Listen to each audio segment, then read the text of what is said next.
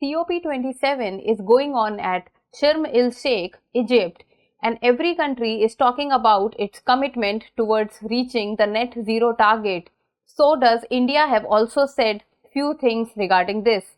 Hello and welcome to the In Focus series section of Drishti IAS. I am Aisha Singh, and in today's video we will be talking about India's roadmap to reaching the net zero target till 2070.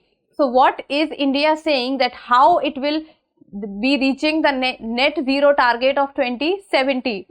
So let us first understand the timeline of the video. First we will be looking at the news, then about India's NDCs, then the net zero target years of India and various other countries. What is India's strategy to reaching towards the net zero target by 2070? And why is the point of agriculture missing from India's roadmap? Then about the skepticism on carbon removal, research and development. In the end, a prelims MCQ and a mains practice question. This topic is of relevance from General Studies paper 3, which is environment. See, from exam perspective, you should be able to know about India's NDCs and the net zero target of India and all the other major economies or the developed nation. And what is India's strategy? What is India saying that how they are planning to reach the net zero target? So let us first see the news, and the news has been taken from the Indian Express, and it says road to net zero status. So what has India said? India last year has said that by 2070 they will be reaching the net zero target. So the net zero target. So now in COP27, which is going on in Egypt, the Indian Minister of Environment has said that what is the roadmap or what are the measures which India will be following so that India will be able to reach its target of net zero. So it is said that the intention to achieve a net zero emission status by 2070, as I have told you that this is the target year for India, and COP27 is going on in Egypt, and India has told the world that how it was going to net zero target or how India is going to achieve the net zero target, what all steps India will be taking. Then they have also given a 121 page document and has listed some of the measures that India will be taking in the coming years so that by 2070 we will be able to become or we will be able to be on the road to achieve the net zero target. So few of the measures are: first, decarbonizing of electricity and transport sectors. As we all know that carbonization has become a major problem for us, and we are a developing economy, plus we are a powerhouse of population. So transport sector is a very big issue in our country. Then redesigning of urban spaces. Urban spaces is getting full day by day. So it becomes all the more important to redesign it and see that how things can get into place. Then increase in energy and material efficiency. Efficiency become an important point because the productivity and efficiency needs to be high on things. Then revitalization of forest. More and more forest needs to be grown because we are facing a problem of the climate change and the global warming. And the first and the foremost solution that we can adapt to is the revitalization of forest. Then push for climate oriented research and development.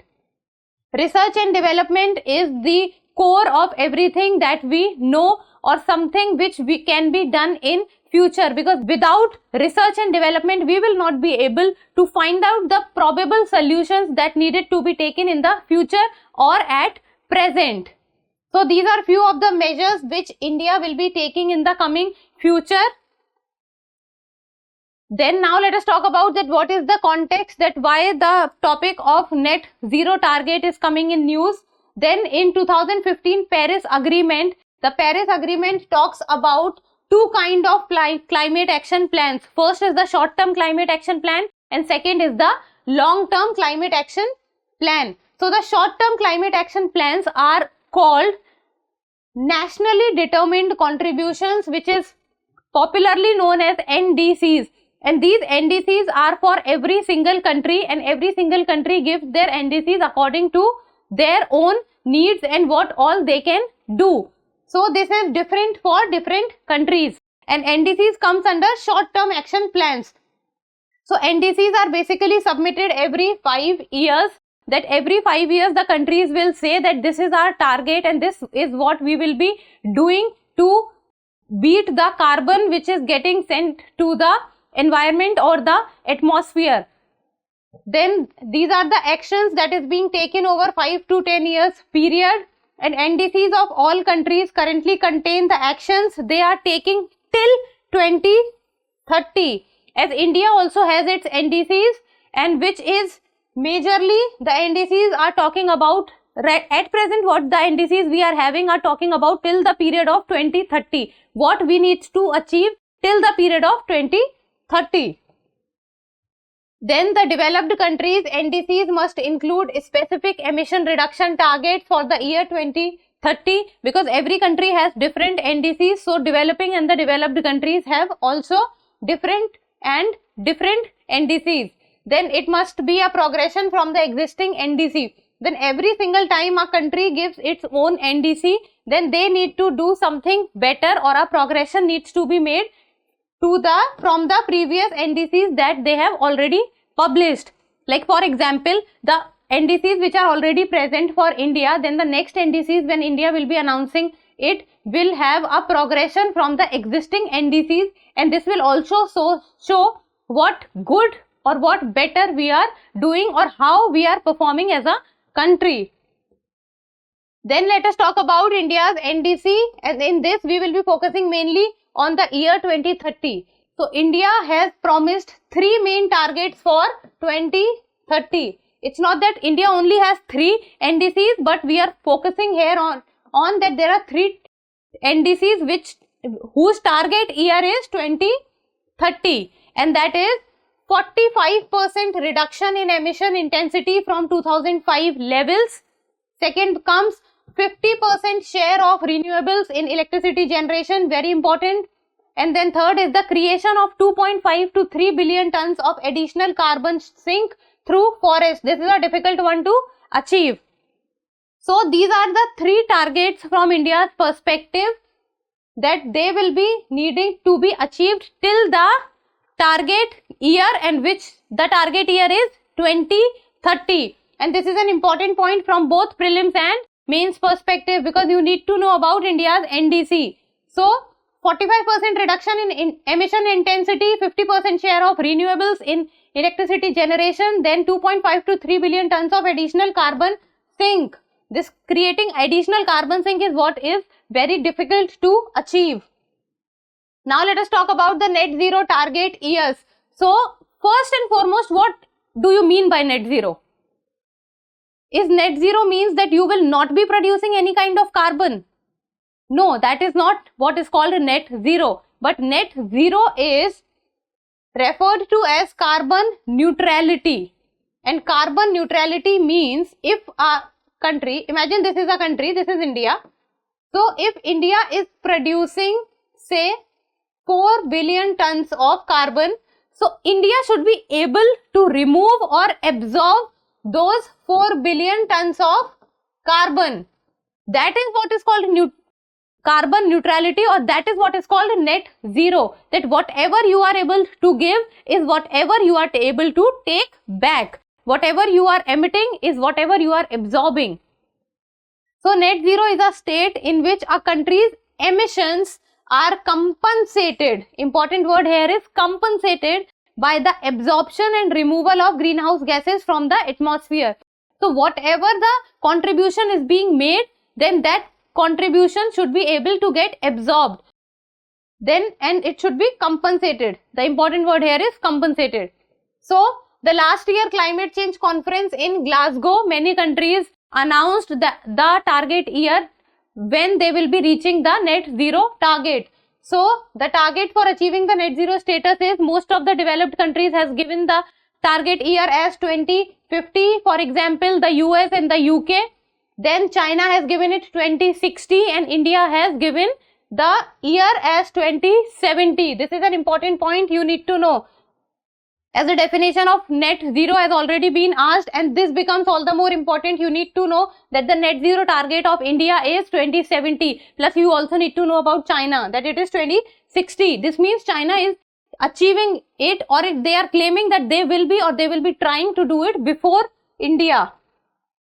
Now let us come to India's strategy, what India would be doing to achieve its target. Then India is planning large scale intervention in 5 sectors. Large scale intervention, it means in the coming time they will be mainly focusing on these 5 sectors, and that is energy and electricity, transport, urban design. See, urban design is important because the major and the metro cities or the metropolitan cities of India are becoming very congested, and they do not have the properly designed framework, and that is what is creating a lot of problem for them. So the urban design is a very important point that we need to focus on. Then industries and forestry, because these are the aspects which majorly contribute, or these are the aspects which majorly needs to be looked into to get things on a better scale. Then comes the focused research and development efforts is aimed at, as I've said, that research and development is the core of everything. Without the research and development, we cannot reach to a principle, or we cannot reach to a solution, because research and development gives us the core areas which needed to be focused on majorly. And these are developing climate specific technologies. Climate specific technologies means that we need to know that what needs to be done in that climate, what are the things that can be done better in those climates.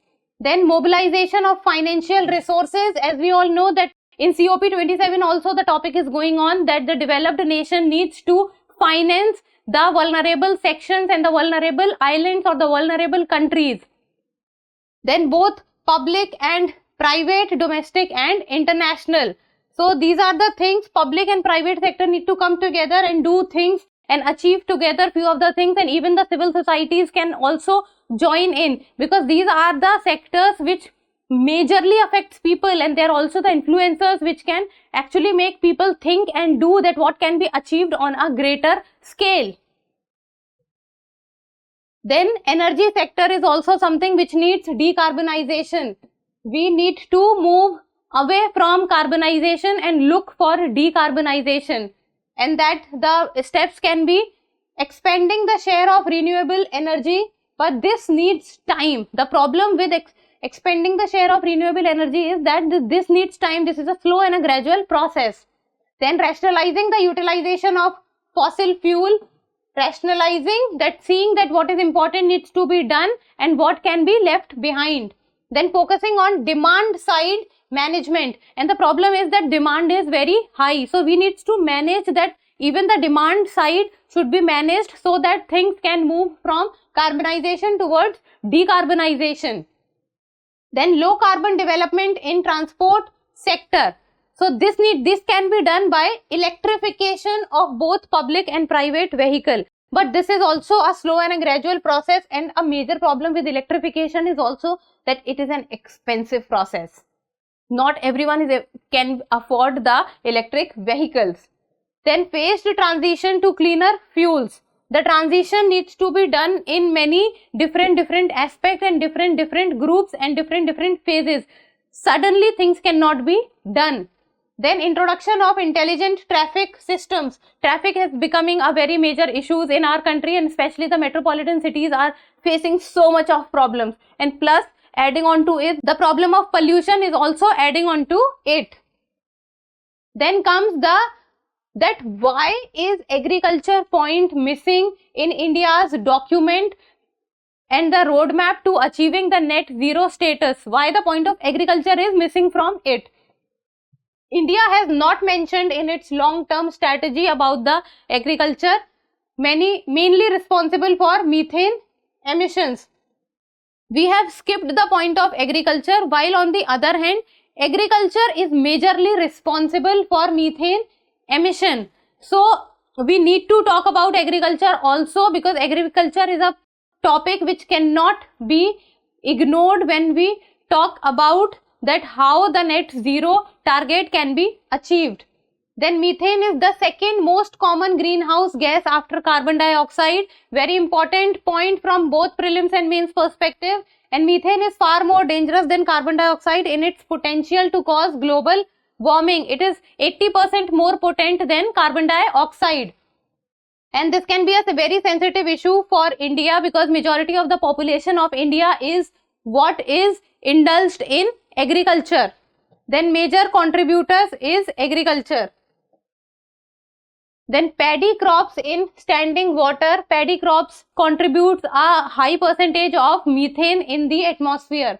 Then bleaching of cattle. India has world's largest population of cattle, so a large portion of methane is also contributed from them.